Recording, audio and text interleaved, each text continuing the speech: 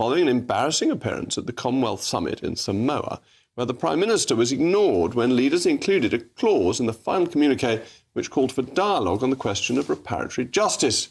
Now, Labour MPs Clive Lewis and Diane Abbott have launched a scathing attack on Sir Keir Starmer for adopting a colonial mindset on reparations after he dismissed calls. What's up, YouTube?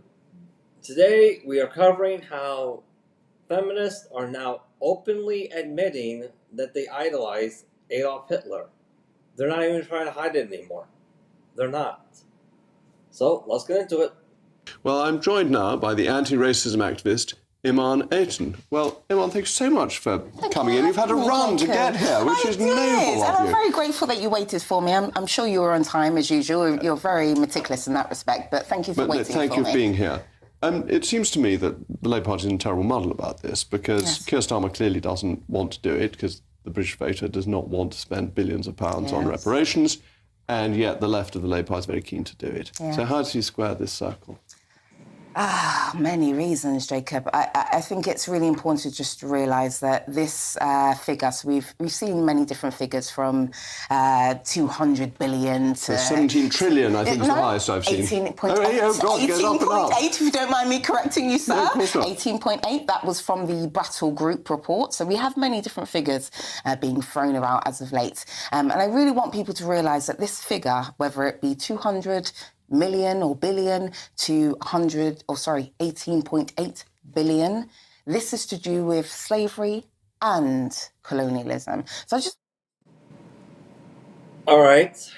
Notice how she doesn't really give a real answer to justify her need for reparations. Like, her answers are very vague, very broad. She says it has something to do with slavery and colonialism. Okay, let's be honest here. There is not a single human being alive today who has had anything to do with that. There hasn't been. Also, she keeps saying she wants reparations. Okay? Well, answer me this. What's the end date for these reparations? Like, what's the actual end date? What is the overall goal, the logical and achievable goal she wants to have with these reparations? And what's the end date for them? Like, when will there not be a need for reparations? Yeah. Are we just talking about holding people, a group of people, accountable for something that they didn't do, but rather that their ancestors did indefinitely? Tell us, everybody, what chapter of world history does that remind us all of? I'll give you an answer. It starts with the letter H. And we'll soon see her fully admit she embraces this. That this country, in terms of colonialism, they transported 3.3 Africans across the Atlantic. And then, of course, they transitioned, I said this on Jeremy Vine's show, they transitioned from the slavery in terms of the physical and psychological violence to the political, economical and cultural domination of people, which is colonialism. And they, the British, colonized 22 countries in Africa over 173 years. They also colonized 15 or over 15 countries in the Caribbean. So when we think about these figures that have been thrown about as of late, it's easy to square it. It's quite understandable when you amalgamate all of the information from slavery to colonialism. But shouldn't they actually be paying us? Because some of these Caribbean countries are very prosperous. They've done extremely well. And they did well because the British gave them the rule of law and democracy and capitalism. And this has been incredibly successful. The British Empire was an amazing force for good, for civilization and for raising people's standards of living. So why should we have to pay for doing that? Surely we should be paid.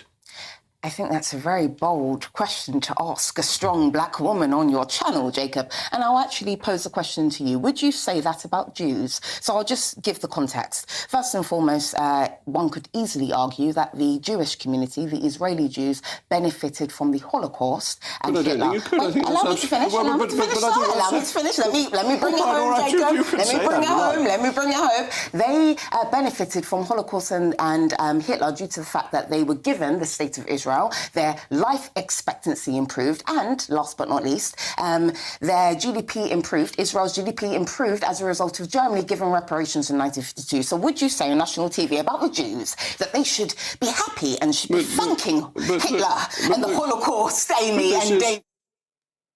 It sounds like Madam, well, let's backtrack. She's literally defending Adolf Hitler now and the horrible deeds that he committed. Let's be honest here, everybody. The history of Adolf Hitler is nothing to admire about. Thousands of people died. It was actually a genocide Adolf Hitler was promoting, and that Adolf Hitler attempted to carry out. There's nothing beneficial. No one profited off of Adolf Hitler and his Nazis. No one did. But take a look at this.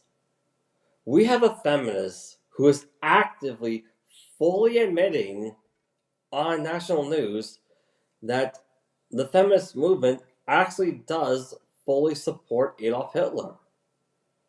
She does. She's actually doing that by actually defending Adolf Hitler's actions. She's doing it. They're not even trying to hide it anymore. They're not. Also, I'm kind of wondering if this woman even knows what colonialism is.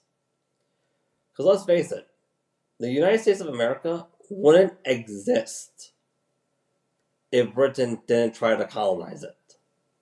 It wouldn't exist. Yeah. And yet, we're not being asked from Britain to pay reparations. No, we're not. We did away with that when the whole argument over taxation without representation. But this is literally what this woman's trying to promote. She wants to abolish taxation without representation and set reparations on these particular group of people, not because of anything that they did, but rather because of the mistakes their ancestors made. That, by the way, she has nothing to do with either. She has not been affected by that at all, whatsoever. But yet she wants to hold these people accountable for it now. Also, let's face it, let's be honest here, psychological damage was not really a thing back then because I don't think the field of psychology existed back then. It really did not. Not during the colonial times. And yet this woman doesn't seem to understand that at all. She really doesn't. What they have gone through because they have benefited in terms of money. I would argue that Amy and David, Jacob wouldn't say this about Jews, but he's saying it about black people. So let me know what you're saying here, Jacob. I'm saying it about the whole history of the British colonies, which was stunningly successful. What you've said about the Holocaust is just nonsense. Amy, he's ignored that, hasn't he? No, I'm answering it. Point, because the British, in the Balfour Declaration, said there should be a homeland for the Jewish people before the Holocaust. That wasn't a consequence of the Holocaust. It was British policy beforehand. Okay, so what you're saying is simply historically wrong. No. If you're going to say that I'm historically wrong, no problem. Let's go back to slavery and the topic under discussion. Let's go back to what we're talking about. Me to ignore your point. I want to address the point that you just made. And it wasn't just to do with the Balfour Declaration. Let me just be clear. Their life expectancy, Jewish people's life expectancy was ruined because they were all killed. It improved due to the fact they were given the state of Israel. I'm afraid your argument is unbelievably... And Israel was given reparations in 1952 and their country improved and thrived as a result. So even if you want to ignore the fact that they were given the state of Israel, we have to acknowledge the fact that Jewish people's life improved and the country the only improved comparison as a result in terms is of reparations. That Israel was the Palestine mandate and was run by the Jacob, British. So if then. it's a success of Britain, Jacob, not anything to do with the horrors of Germany. But it's the British.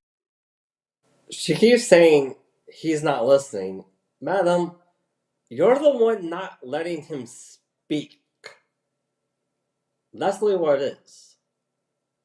You're the one who refuses to let the guy speak by actually yelling and shouting over him.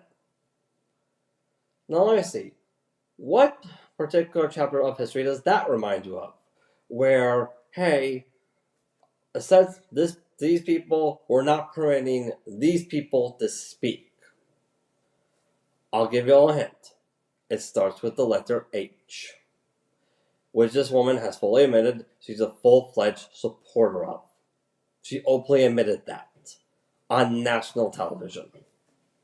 Slavery. Okay. No country in the world had ever tried to stop slavery before the British did it. May I interject? In the beginning of the 19th century. And that's actually inaccurate. May I interject? Who tried to stop it? Okay, so first and foremost, let's just deal with the fact I appreciate that, and you know, I don't want to be combative. It's a natural state of mind when dealing with these types of arguments. It's a natural state of mind. And I want to be honest with you. I respect you, and I think that you are highly intelligent and articulate, and I want to give you what is due in terms of a conversation. So let me just retort by saying, you asked me the question, no one else stopped slavery before the British. That was your question. Yes. I want to be honest in saying, if we really want to be pedantic, which is my favourite way of life. Denmark. So wait, allow me to finish, sir. Right. Allow me to finish. I know we have limited time, but you asked me a question. But Denmark didn't have the Royal Navy. So Denmark may have wanted to do it, but it was the Royal Navy. It was our power and our wealth that did it. The Royal Navy, which is the West African Squadron. I know. Can I just finish my point, if you wouldn't mind? I'll just say this very briefly. Denmark, in terms of, I think it was Christian VII of Denmark, actually opposed slavery and announced that it would end in regards to the Danish West Indies. So in other words, Denmark would stop slavery in the West Indies, and they stopped that. Allow me to finish. But we can go even earlier. And they finished that in 1792. So Denmark, that was 45 years before the Brits. So I just wanted to make that clear. And then Portugal. I'm sorry, I have to look at Amy because she knows what I want. We're going to have to finish, unfortunately. Amy, I'm going to talk, Jacob. We're going to have to finish, but you're ignoring the Emperor Charles V in the 16th century. We're going to have to go. So we have Portugal, we have Denmark that finished or tried to abolish the slave trade before Britain. That is a fact. Denmark and Portugal. We've got to go to Patrick, but the British abolished it. We had the Royal Navy. Okay, I'll have to write down there. Okay, first of all, madam, combativeness is not a natural state of mind. Combativeness is a reaction when somebody points out, hey, your case doesn't really, or should I say, combative is a reaction when you're starting to realize, hey, the case you have does not have a leg to stand on. It really does not. Also, here's a question for you, madam, about the whole Denmark being the first ones to abolish slavery. You made perfectly clear Denmark did not have the Royal Navy. So, how could Denmark succeed in abolishing slavery without the element of force at their disposal? How? Like how? Like you keep saying that Denmark was the first one to work on abolishing slavery, but yeah, they may say they want to do it, but how do you expect them to do that if they didn't have the element of force, which was the Royal Navy? How? By all means, why don't you tell us how they did that, madam? By all means, just how. But regardless, this is another proof piece of evidence of how the feminist movement is openly showing support for Adolf Hitler. Because just like Adolf Hitler, the feminist movement is actively trying to rewrite history in order to get what they want. Yeah. Rewriting history, despite what several cartoons like to say, I find to be a horrific and appalling practice, which I don't know about you guys, but I would rather get myself away from overseas than have anything to do with it. That's how I end up finding Carlene. It really is. All right.